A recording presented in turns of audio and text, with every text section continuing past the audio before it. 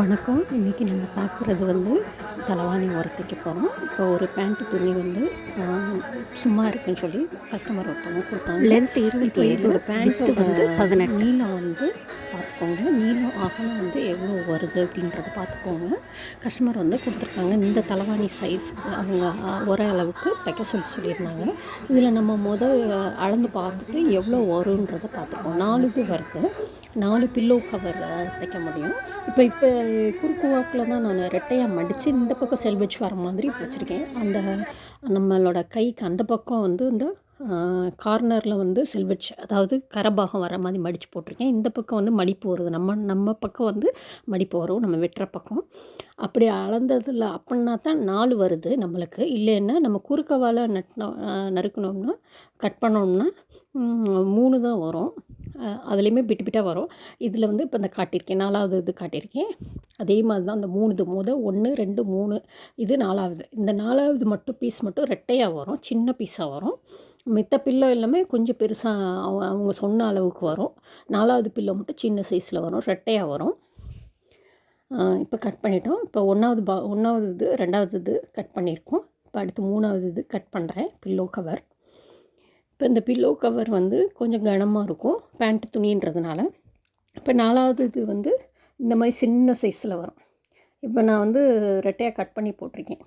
இப்போ ஒரு பில்லோ கொஞ்சம் கரெக்டான அளவு உள்ள பில்லோ கவர் செல்வெஜ் ஏற்கனவே இருக்கிறதுனால நம்ம லைட்டாக ஒரு மடி மடித்தா 1/2 இன்ச்சுக்கு மடித்தா மட்டும் போதும்.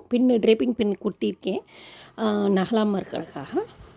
இப்போ இந்த அளவுக்கு 1/2 இன்ச்சு மடித்தா போதும். இப்போ நம்ம பொதுவாக ரெட்டை மடிப்பு மடிப்போம், அப்போ 1 இன்ச்சு நம்மளுக்கு தேவைப்படும். அது தேவையில்லை. இது கரபாகம் இருக்கிறதுனால, ஆல்ரெடி இருக்கிறதுனால நம்ம ஒரு 1/2 இன்ச்சுக்கு மட்டும் அப்படியே மடித்து அடித்தா போதும். ஏன்னா பிசுறு விழுகாது.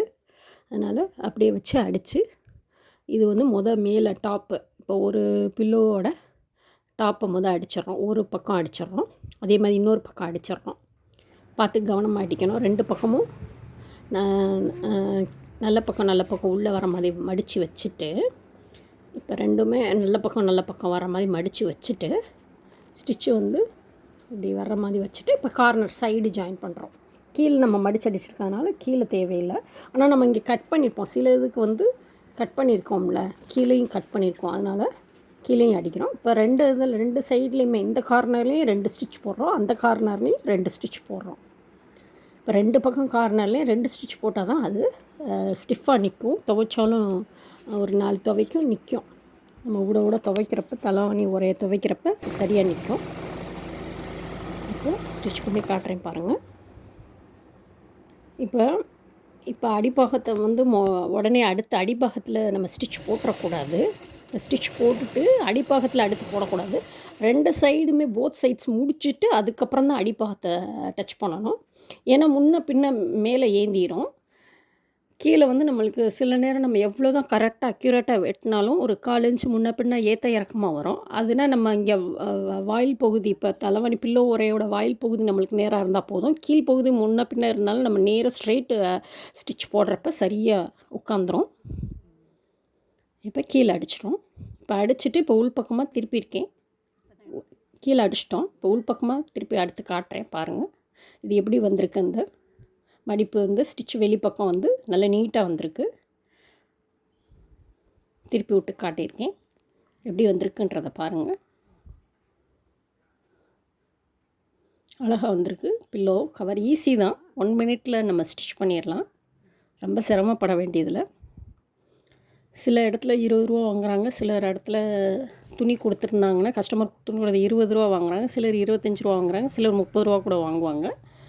நம்மளுக்கு ஒரு பேண்ட் துணியில் 3 பெரிய தலவாணி உரை, ஒரு சின்ன தலவாணி உரை நம்மளுக்கு கிடச்சிருச்சு. இப்போ இதுதான் நீங்கள் பார்க்குறீங்க. தேங்க்ஸ் ஃபார் வாட்சிங்.